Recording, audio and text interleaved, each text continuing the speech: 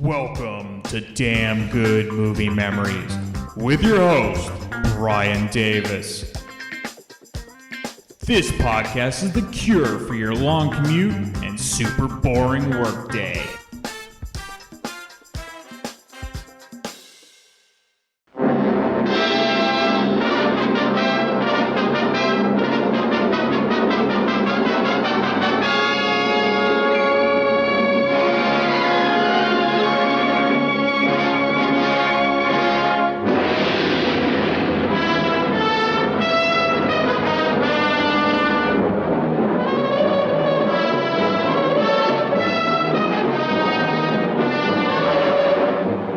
Tonight, I bring you from the files of the nation's unsolved crimes the story of a murder of rare delicacy and wondrous ease that was called suicide.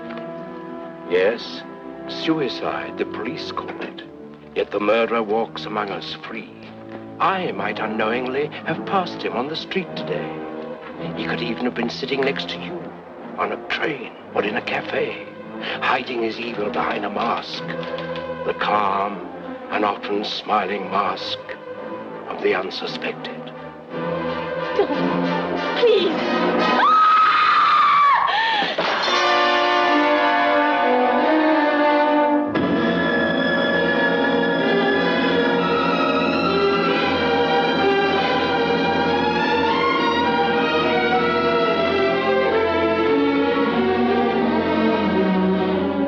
A great deal of danger. You've got to get out of this house. Your life won't be worth much if Victor finds out what Althea's been telling me.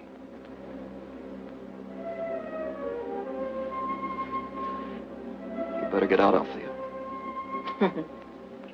Come sit beside me, Stephen. I'm lonely. Terribly lonely. Do you think you could manage to be a little less attractive to my wife? Try being nasty. I have. Try harder. Matilda, you didn't see anything. You couldn't have. Steve isn't there. No, I saw him! Stop this insane hysteria. I tell you didn't see him. You only imagined you did.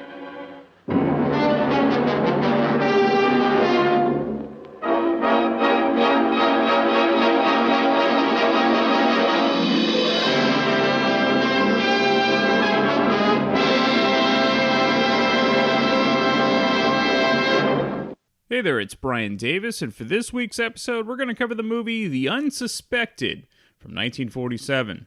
The studio was Warner Brothers. Release date was October 3rd, 1947. The running time, 103 minutes, and it was in black and white. The box office actually took in $2 million. That was the 75th ranked movie of 1947. This is based on a Variety article that came out in early 1948. Leonard Maltin, in his classic movie guide, gives it 2.5 out of 4 stars. Now, I first discovered the film on TCM, Turner Classic Movies, years ago. And then once Warner Brothers began producing their DVDs on demand, DVD-Rs, they did this for classic films. I decided to pick this up, and I'm a huge film noir fan. So, along with the works of Claude Rains, and so this was a no-brainer for me. Let's get into the main cast. You, of course, have Claude Rains, who plays Victor Grandison. Now, to me, Rains is one of the most underrated actors of the early era of film. Now, he gained initial stardom as Dr. Jack Griffin in the Universal horror classic The Invisible Man in 1933. Though really, it was just his voice that garnered stardom, as you only saw Rains' face only at the end of the film. Not to give anything away. Now, two of his most well-known roles were, of course, as Renault in The Casablanca and Alexander Sebastian in Hitchcock's Notorious. Other memorable films for Rains included The Prince and the Pauper, The Adventures of Robin Hood, Four Daughters, Mr. Smith Goes to Washington, The Seahawk, Here Comes Mr. Jordan, The Wolfman, Now Voyager, and The Phantom of the Opera in 1943. The rest of the cast is terrific as well, with Joan Caulfield, Audrey Totter, who we covered in the Lady in the Lake episode, Constance Bennett, and Ted North. The director of the film, Michael Curtiz. Now, he's considered one of the top directors of his era, and Curtiz started directing silent films in his native country of Hungary in the early 1910s. He eventually moved to Hollywood in the late 1920s, though his career didn't take off until the mid-30s. He did direct the film we covered, which was a precursor to The Thin Man, The Kennel Murder Case with William Powell. But his big break was in 1935, with the swashbuckler adventure film Captain Blood with Errol Flynn.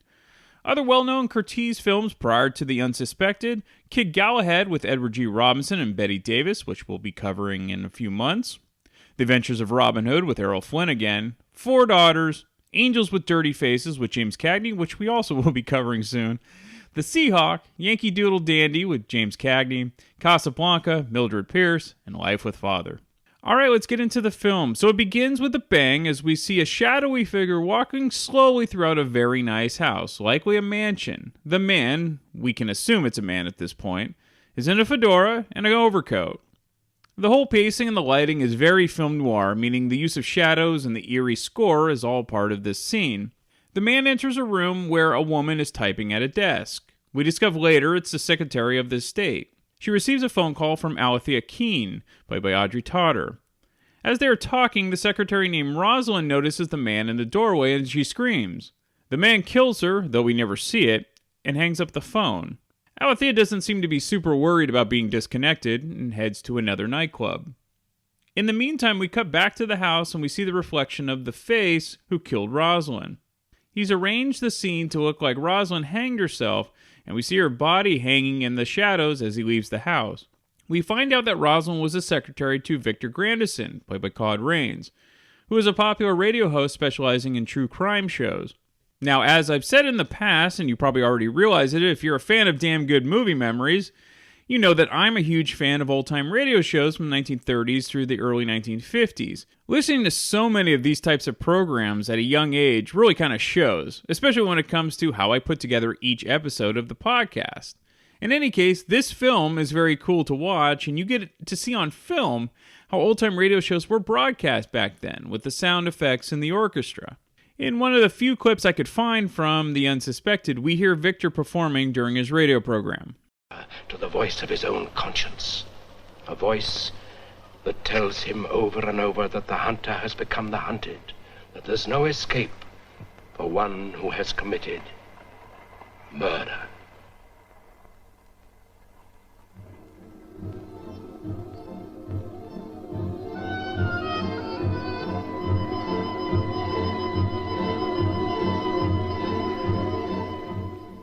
They say that drowning men relive their lives in seconds.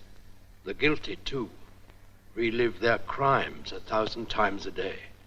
At every unexpected sound, at every glance that turns their way, and at 1,000 fears that have no form, the guilty must go on and on, hiding his evil behind a mask, the calm and often smiling mask of the unsuspected. During Victor's broadcast, we hear different characters from the film listening intently to their radios, all in different places. And yes, this was a few years before television became commonplace. Radio was the main form of home and portable entertainment. We find out that Alethea is the niece of Victor, and she's throwing a surprise party for him at his estate. A mysterious man named Stephen Howard, played by Ted North, arrives at the party unannounced. Now, this is possibly a MacGuffin. Before we're even introduced to Stephen, we only see the back of him, wearing the same style fedora and overcoat as the murderer of Rosalind. Alethea greets Stephen as he says he knows Victor, and she doesn't think much of it and makes herself another drink and mingles, while her husband Oliver gets drunker and drunker, much to her chagrin. Alethea goes back to give Stephen a drink and finds him admiring a painting. The painting is of a woman named Matilda Fraser. Matilda has been placed under the care or award of Victor. However, she was killed during an accident at sea where a freighter caught fire. She was never found and presumed dead. We find out that Oliver was engaged to Matilda before her death, and obviously, before he ended up marrying Alethea. In turn, Alethea didn't think much of Matilda and is shocked to find out that Stephen was married to her. Supposedly, days before Oliver planned to marry Matilda, Alethea married Oliver and stole him away. After this revelation, Victor arrives home and he is given his surprise party. He acts like a good sport, but isn't thrilled with having a party thrown for him so soon after the suicide of his secretary. This is what they're calling it. Once the party clears out, one of Victor's friends and associates named Richard Donovan, played by Fred Clark, who is a homicide detective, stays to give Victor a few fresh cases that he has. Victor uses real-life cases as his inspiration for his program. As Victor and Donovan attempt to go over the cases, Stephen makes his appearance and introduces himself to Victor as Matilda's husband. We find out he was married to her 3 days before the boating accident. Now, at first, Victor believes Stephen arrived due to trying to inherit Matilda's sizable fortune. However, Stephen doesn't want any of her money. What he does want is the painting of her. Victor does agree to this and asks Stephen to stay the evening and discuss things further. And even though Victor agrees, he's definitely suspicious of Stephen. The next day we cut to an airport and a flight heading to Rio de Janeiro. We see a woman getting on the plane. When the camera pans to a window seat, we discover this woman is the same as in the painting. It's Matilda. We go back to Victor's estate, where he's with his producer, Jane, played by Constance Bennett, and he's writing and rehearsing the latest script. He does this by recording to blank vinyl. He can then play back and hear what works and what doesn't work before he performs live that night. So yes, all of these radio programs were done live back in the day. This was before the advent and cost-effectiveness of recording to tape. You could actually record to vinyl if you had the means with a record cutter. And Victor, being a wealthy performer, definitely had the means. Victor asked Donovan to do some digging on Stephen. Stephen is from a wealthy background as his father is an oil tycoon. So Victor's initial theory that Stephen wants a payday is likely incorrect. He served in the army for World War II and was wounded twice. And when he was discharged, he met Matilda. His story checks out according to Donovan. But still, Victor has his doubts. As Donovan leaves, Victor receives a telegram, which says that Matilda is alive and she's arriving back in town the next day. He shares this news with Althea and Stephen is stunned that Althea isn't thrilled as she never liked Matilda to begin with, and she's also trying to put the moves on Stephen. Looks like the flame is gone for Oliver. Matilda arrives at the airport and is hounded by reporters. She nervously and briefly gives an account of how she was rescued and why she couldn't send word sooner. She was stranded at sea, after all. Stephen picks up Matilda and rescues her from the reporters. Matilda wonders why Victor didn't pick her up, and Stephen says that he wanted to avoid the publicity. And then comes the bombshell. Matilda thinks that Stephen is just Victor's driver. She has no clue who he is, let alone that they were married. Stephen takes Matilda to the same bar where they met, and she has absolutely no recollection of meeting Stephen, let alone being married. Stephen thinks that she might have amnesia from the shock and exposure of the boat accident. Matilda is completely indignant and thinks that the marriage is a fraud. Stephen pleads his case and shows her the marriage certificate, but Matilda doesn't believe she's married and doesn't want to be married to him. Stephen then takes her to the Justice of the Peace where they were married. The judge and his assistant both remember Matilda. Stephen says that the judge will assist them for an annulment in a few days if she chooses to go that route. And to further complicate things in the plot, a man named Mr. Press, played by Jack Lambert, visits Victor and threatens to kill him for using his story on Victor's program. Press had come to Victor before and confessed to murder. Victor at the time was recording the entire conversation on a hidden microphone and had a vinyl pressing of the discussion. Victor gets a sadistic sort of satisfaction knowing that he has this man's life at his fingertips. So Press threatens Victor but leaves the estate just the same. Gotta stop it, Mr. Grandison. I can't take any more. I wouldn't entertain any awkward ideas about hastening my departure from the scheme of things if I were you, Press. You gotta leave me alone. Now, will you please stop trying to convince yourself that you have enough courage to murder me? And give me that ridiculous weapon. Give it to me, I say, before I lose my temper. Thing I detest.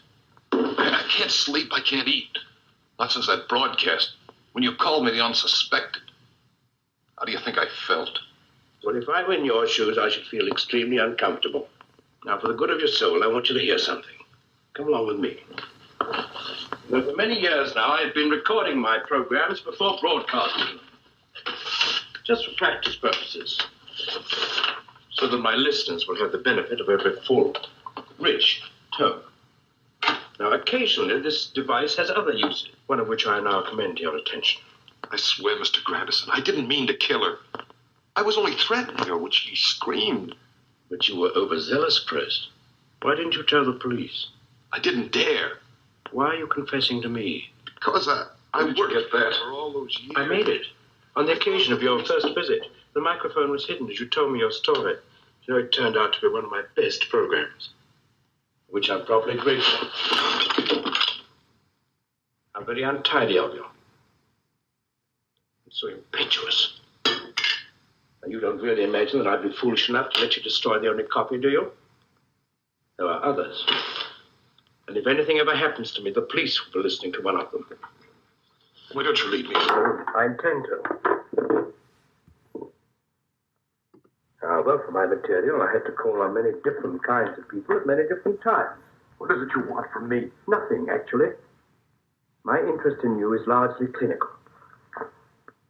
I am wondering, though, how long it will take the police to arrive at the same conclusions that led me to you. I could help them. I may have to. I could kill you. What good would that do? Here. And no more of that silly business. Goodbye. And don't come here again. I'll call you if I need you. You know, Chris, I rather enjoy playing God. Stephen and Matilda arrive home, but Matilda isn't ready to talk to everyone quite yet. And she sneaks around back to her old room, where she finds that Alethea has moved in and made her room her own. This leads to a contentious reunion where we find the dislike of Alethea towards Matilda more prominent. Matilda decides that she wants her room back and tells Alethea to move her belongings out. Who is it? Oh, Fred. There. Angel, you're home. You're safe. We're never going to let you get lost again. You're crying? No. Don't cry. I can't help it. I'm so mixed up. But you always were mixed up, my dear, and we've always straightened things out for you. I should have stayed away. I should never have come back. Not come back here. But this is your home. Your father's house. I never forget it. Though I'm afraid Althea and I do sometimes take advantage. Oh, not you, Grandy, never. But Althea. No. You mustn't blame Althea for marrying Oliver. She was in love with him. Of course, I know what a blow it must have been to your pride. It was more than pride. I was in love with him. Mm-hmm. Well, I think you feel very differently when you see him. He's changed, my dear. And not for the better. And, of course, now that you're Mrs. Stephen Howard... Grandy, what do you know about Stephen Howard? That was going to be my question. He tells me you don't remember marrying him. In fact, he says you don't remember him at all. But I don't. I didn't marry him. I don't think I did. I'm sure I'd remember. I'm sure you would, too. Yes. Grandy, it couldn't have been amnesia. Shh. I think amnesia is a very convenient word for covering up things we want to forget. And I think Mr. Howard's a very clever young man who has gone to a great deal of trouble to make you believe you're married to him. But why should he? When we know the answer to that, my dear, we'll know how to deal with him. What can we do? Nothing. Just play along with him for the present. We'll keep this to ourselves, shall we?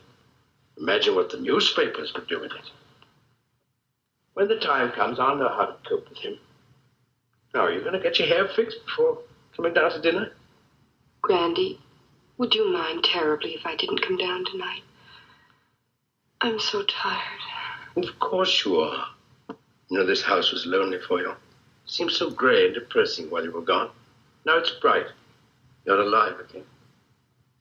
So am I. Sleep well. Thank you.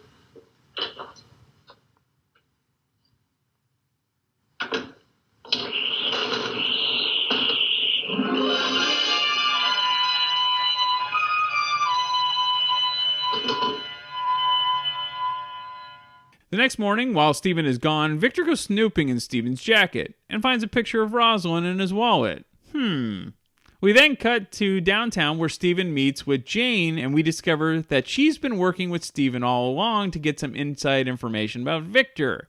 Neither one of them believe that Rosalind killed herself. Stephen takes their evidence, including a note from Rosalind a day prior, which showed her in good spirits, and they take this to the police. Donovan visits Victor that night to show how the suicide was likely staged.